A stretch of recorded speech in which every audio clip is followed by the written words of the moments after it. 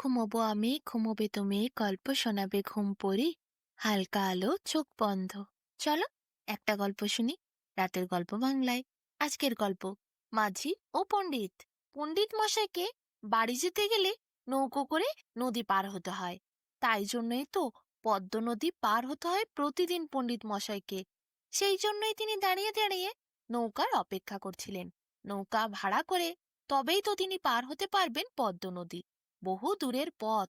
একা একা কথা না বলে পণ্ডিত মশাই থাকতে পারেন না। আবার তিনি মাঝিকে মাঝে মধ্যে জিজ্ঞাসা করেন, আচ্ছা মাঝি, তুমি পড়াশোনা করেছো? অনেক বকবক করেন মাঝির সাথে। মাঝিকে আবার কখনো এও বলেন, তুমি ইতিহাস পড়েছো? মাঝি নৌকা বইতে বইতে উত্তরে বলে, আজ্ঞে না কর্তা, আমি পড়াশোনা করি নাই। পণ্ডিত মশাই বলেন, অবাক হয়ে তার দিকে তাকিয়ে, তুমি পড়াশোনা জানো নাই? তুমি লেখাপড়া শিখো নাই? তুমি ইতিহাস পড়ো নাই? এ কি কথা! আগেকার দিনের রাজা বাদশাদের কত কথা, যুদ্ধের কত কথা জানো ইতিহাসে লেখা আছে।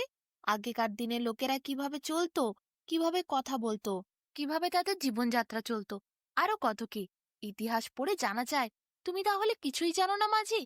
মাঝি বিনয় করে বলল, না কর্তা, আমি মুখ্য সূক্ষ্ম মানুষ, ওসব কিছু শিখি নাই, ইতিহাসও কোনোদিন পড়ি নাই। খানিকক্ষণ পেরোনোর পর মাঝিকে পণ্ডিত মশাই বললেন, আচ্ছা মাঝি, তুমি ভূগোল পড়েছ? মাঝি বলে, কর্তা, ভূগোল আবার কি? তখন পণ্ডিত তার দিকে তাকিয়ে বলে, তুমি ভূগোল জানো নাই? তুমি ভূগোল পড়ো নাই? মাঝি বলে, না কর্তা, আমি তো ভূগোল জানি নাই। পণ্ডিত মশাই বলে, মাঝি, তোমার জীবনই বৃথা। পৃথিবীটা গোলাকার। তার কোন কোন জায়গায় কোন কোন দেশ আছে, কোথায় নদী আছে, কোথায় সাগর আছে, কোথায় পাহাড় আছে, কোথায় কেমন দেশের লোক বাস করে, তুমি কিছুই দেখছি জানো নাই। তুমি ভূগোল পড়ো নাই। মাঝি পণ্ডিতের দিকে তাকিয়ে একটা লম্বা হাই তুলল। পণ্ডিত মাঝির মুখের দিকে চেয়ে রইল। কিছুক্ষণ পর বলল, মাঝি, তোমার বেঁচে থেকে কি লাভ? মাঝি আবার একটি হাই তুলল। খানিকক্ষণ বাদে পণ্ডিত মশাই মাঝিকে আবার জিজ্ঞাসা করল, মাঝি, তুমি বিজ্ঞান পড়েছ? মাঝি আগের মতোই উত্তর দিল, আজ্ঞে না কর্তা। মাঝির দিকে তাকিয়ে তখন পণ্ডিত একেবারে রেগেমেগে বলল, তুমি বিজ্ঞানটাও পড়ো নাই? জানো এই পৃথিবীতে কত জিনিস আবিষ্কার হচ্ছে, কত কত নিয়ম বানানো হচ্ছে, কত কত সূত্র আবিষ্কার হচ্ছে, তুমি কিছুই জানো নাই? তুমি বিজ্ঞান পড়ো নাই? বৈজ্ঞানিক ব্যাপারে তোমার কোনো অভিজ্ঞতা জ্ঞান নাই? তুমি তাহলে গাছ কি করে খাবার বানায় তাও জানো নাই, বৃষ্টি কি করে পড়ে তাও জানো নাই, বিজলি কি করে কড়কায় তাও জানো নাই, উড়োজাহাজ কি করে চলে তুমি তাও জানো নাই। তুমি বিজ্ঞান পড়লে সব কিছু জানতে পারতে, তোমার তো কোনো জ্ঞানই নাই। জানো, বিজ্ঞানের জোরে মানুষ চাঁদে যাওয়ার চেষ্টা করছে। চাঁদে যেতে পারলে কি হবে বলো তো? চাঁদে পৌঁছে গেলে মানুষ চাঁদ জয় করবে। মাঝি, যেখানে মানুষ চাঁদে যাওয়ার চেষ্টা করছে সেখানে তুমি কিছুই জানো না এই বিজ্ঞানের ব্যাপারে। তুমি বেঁচে থেকে কি করবে? তোমার মরার মতো অবস্থা হয়েছে।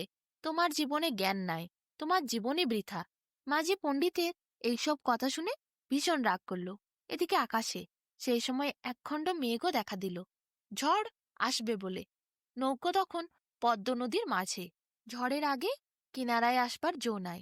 মাঝি তখন পণ্ডিত মশাইকে জিজ্ঞাসা করল, পণ্ডিত মশাই, আপনি সাঁতার জানেন? আকাশে যে মেঘ করেছে ঝড় আসলো বলে। পণ্ডিত মশাই ভয়ে ভয়ে বলল, না মাঝি, আমি তো সাঁতার জানি না। তখন মাঝি বলল, আমি ইতিহাস জানি না, ভূগোল জানি না, বিজ্ঞান জানি না, আমার জীবন বৃথা বলেছেন আপনি। কিন্তু আপনি সাঁতারই শেখেননি, আপনি সাঁতার জানেন না, আপনার জীবন তো সত্যি সত্যিই বৃথা হতে চলেছে। পণ্ডিত মশাইয়ের এইসব কথা শুনে চোখ ওপরে উঠল। তিনি বললেন, কি হবে মাঝি, আমার তো তাহলে প্রাণ চলে যাবে। আমি সাঁতার জানি নাই, সত্যিই জীবন বৃথা হবে। এইসব বলতে বলতে হঠাৎ করে নদীতে ঝড় উঠল, নৌকা ডুবল। পণ্ডিত মশাই সাঁতার জানে না। মাঝি কোনো রকমে পণ্ডিতকে বাঁচিয়ে তীরে নিয়ে গেল। পণ্ডিতের তো সাঁতার না জানাই চোখে মুখে জল ঢুকে একেবারে খারাপ অবস্থা, জ্ঞানও নেই। অনেকক্ষণ পর পণ্ডিতের জ্ঞান ফিরল। জ্ঞান ফিরতেই মাঝির দিকে তাকালো, দেখল সে তীরে এসেছে। মাঝি যে তার জীবন বাঁচিয়েছে পণ্ডিত বুঝতে পারল। পণ্ডিত এরপর মাঝির হাত দুইটি ধরে বলল, তুমি ইতিহাস জানো নাই, ভূগোল জানো নাই, বিজ্ঞানও জানো নাই, কিন্তু তুমি জীবনে বেঁচে থাকার সব নিয়ম জানো। তুমি আমার থেকে অনেক জ্ঞানী মাঝি, তুমিই হলে আসল পণ্ডিত। তুমি হয়তো পুস্তকের শিক্ষা গ্রহণ করতে পারো নাই, কিন্তু জীবনের শিক্ষা তুমি গ্রহণ করেছো, তাই তো তুমি নিজে বাঁচার সাথে সাথে আমাকেও বাঁচাতে পেরেছো। মাঝি এরপর পণ্ডিতকে বলল, কর্তা, জীবনে তো অনেক রকমের শিক্ষা আছে। সব শিক্ষায় সবাই তো সব জ্ঞান অর্জন করতে পারে না, কিন্তু জীবনের শিক্ষা যে গ্রহণ করতে পারে সে জীবনের প্রতি পদক্ষেপে সফল হয়। আর আমি জীবনের শিক্ষাটা ভালোই রপ্ত করতে পেরেছি। আপনি বরং এরপর পুস্তকের শিক্ষার পাশাপাশি জীবনের কিছু শিক্ষাও গ্রহণ করুন, তাহলে বিপদে পড়লে জীবন বাঁচাতে পারবেন না। এরপর ঝড় অনেকক্ষণ চলল। মাঝি পণ্ডিতকে নিয়ে তীরের একটি সুরক্ষিত জায়গায় গিয়ে দাঁড়ালো। সেখানে তারা অনেকক্ষণ অপেক্ষা করল ঝড় থামার জন্য।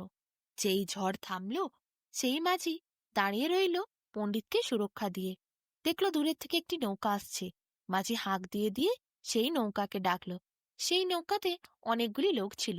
মাঝি এরপর বলল, আমরা এই দিকে চলে এসেছি। এই তীরে আমাদের ঘর নয়, আমাদের যেতে হবে উল্টো তীরে। ঝড়ের দাপটে আমরা এই তীরে এসে পড়েছি। আমার সাথে পণ্ডিত মশাইও আছে। আপনারা দয়া করে আমাদের ওই তীরে পৌঁছে দিন। নৌকার লোকগুলি খুব খুশি হয়ে বলল, হ্যাঁ, তোমরা বিপদে পড়েছ, আমরা উদ্ধার করব না তা কি হয়? চলো এসো, পণ্ডিত মশাইকেও নিয়ে এসো। পণ্ডিত মশাইকে ধরে ধরে মাঝি নৌকার ওপর ওঠালো। তারপর নৌকা চলতে শুরু করলো। অনেকক্ষণ পর পণ্ডিত মশাইয়ের যে তীরে বাড়ি, সেই তীরে মাঝি পণ্ডিত মশাইকে নিয়ে গিয়ে পৌঁছালো। তখন প্রায় সন্ধ্যা নেমে গেছে। পণ্ডিত মশাইয়ের জন্য অপেক্ষা করছিলেন তার স্ত্রী আর তার ছেলে ঘরের দুয়ারে। পণ্ডিত মশাইকে দেখে তারা খুশি হয়ে ছুটে আসে। দেখে মাঝি পণ্ডিত মশাইকে ধরে ধরে নিয়ে আসছে। চোখে মুখে জল ঢোকার ফলে তার অবস্থা খুব খারাপ। তিনি কোনো রকমে বেঁচে ফিরেছেন। মাঝিই তাকে প্রাণ দিয়েছে বললেই চলে। পণ্ডিত মশাইয়ের বউ এরপর পণ্ডিত মশাইকে ঘরে নিয়ে গিয়ে বসায়। মাঝিকে আর পণ্ডিত মশাইকে দুজনকেই খেতে দেয়। অনেকক্ষণ হয়ে গেছে, তাদের পেটে কোনো খাবার পড়েনি, তার উপর এত বড় বিপদ, কোনো রকমে বেঁচে ফিরেছে। মাঝি খাওয়া দাওয়া শেষে পণ্ডিত মশাইকে বলে, আসছি কর্তা, আমাকেও বাড়ি ফিরতে হবে, আমার জন্যও তো গিন্নি অপেক্ষা করছে। পণ্ডিত তখন মাঝিকে একটু অপেক্ষা করতে বলে। তার ঘরের মধ্যে একটি ভাঁড়ে অনেক টাকা জমানো ছিল, সেগুলি নিয়ে এসে মাঝির হাতে দিয়ে বলে, তোমার যা জ্ঞান, সেই জ্ঞানের কাছে আমার জ্ঞান তুচ্ছ। তুমি আমার প্রাণ বাঁচিয়েছ, সেই ঋণ আমি কোনোদিন শোধ করতে পারবো না। কিন্তু আমার ইচ্ছের জন্য তুমি এইটুকু টাকা রাখো ভাই।